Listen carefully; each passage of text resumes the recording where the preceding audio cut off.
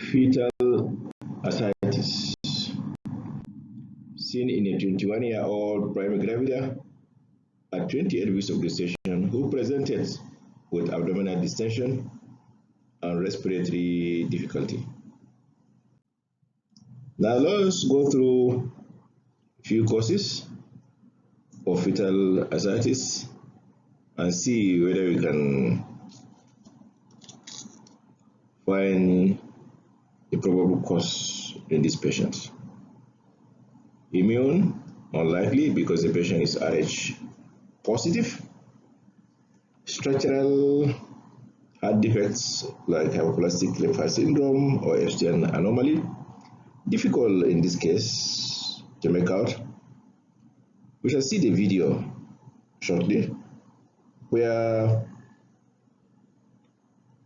the gross ascites elevates the diaphragm and compress the thoracic content superiorly against the thoracic inlet, making assessments of the cardiac chambers extremely difficult.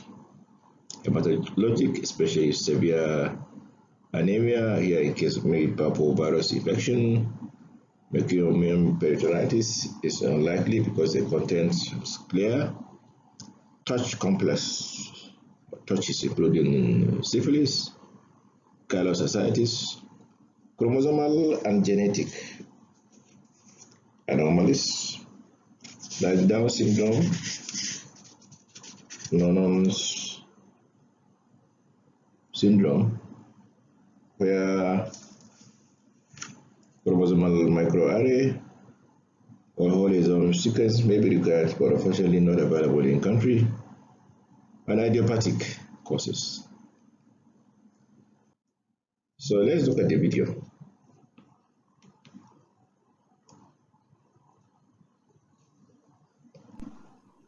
So we can see a lot of shadow in here, fetal head, apparently normal intracranial structures. We can now see part of the ascites here, the liver here. Look at the heart. So the gross ascites elevates the diaphragm and compresses the thoracic content superiorly against the thoracic inlet, so making assessments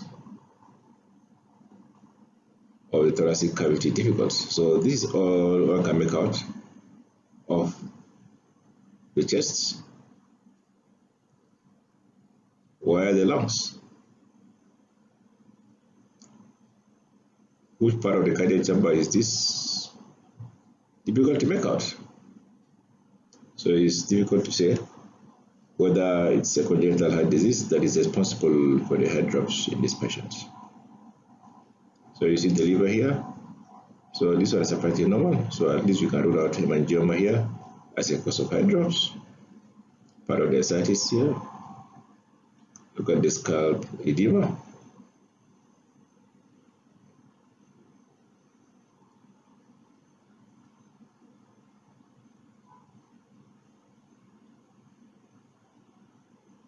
Again, the scalp edema, apparently normal intracranial structures. Again, here is the chest. Here you can see part of the lung here. So this is the spine here. This is the region of the right kidney. You can see what is here is this huge cyst. This is the right kidney. What is the right kidney here? This is a massive ascites. You can see the bowel here. So spine, left kidney, region of the right kidney, the massive ascites. Placental thickness was really normal. This dilatation is also normal at this gestational age. So here you can see hydrocele. So it's a male fetus. The posterior uterine valve is a possibility, especially if there is rupture of the bladder with urinary ascites, but there are no features here. The typical keyhole sign is not seen here, but one can see the bladder here, almost empty. You see that? So how do I know this is the bladder? We shall see in the subsequent images.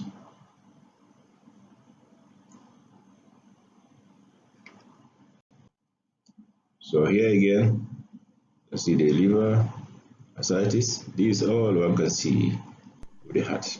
You see that? So difficult to assess for congenital heart malformations. So these are still images. You can see the hydrocele. Here again hydrocele.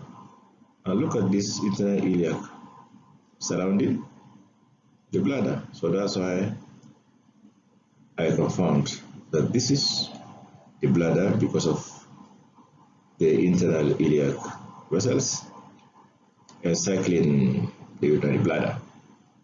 You can see the insertion of the umbilical cord here. Initially, I thought this is also another cyst, apparently from the lumbar region, but on citing this, I realized that this is part of the ascites. As you can see here, this one is left of the left kidney, and this is what is seen in the region of the right kidney. So here comparing what is normal and what is seen in this case. So this is a normal four-chamber view. As you can see, the spine, the descending aorta, left atrium, right ventricle, left ventricle. Look at the lungs, everything apparently normal. So when you look at this case, you realize it's difficult to define the cardiac chambers here. Again, these are normal kidneys, as you can see, the right, the left. In this case, why is the right kidney? This is all that is left of the left kidney.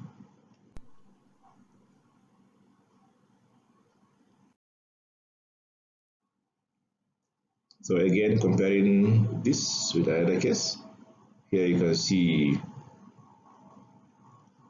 the region of the right kidney here. Here you can see this is the liver, this is the right kidney, this is the left kidney, and this is what is left of the left kidney. In this case, look at how thin out the anterior abdominal wall is here compared to what you have here.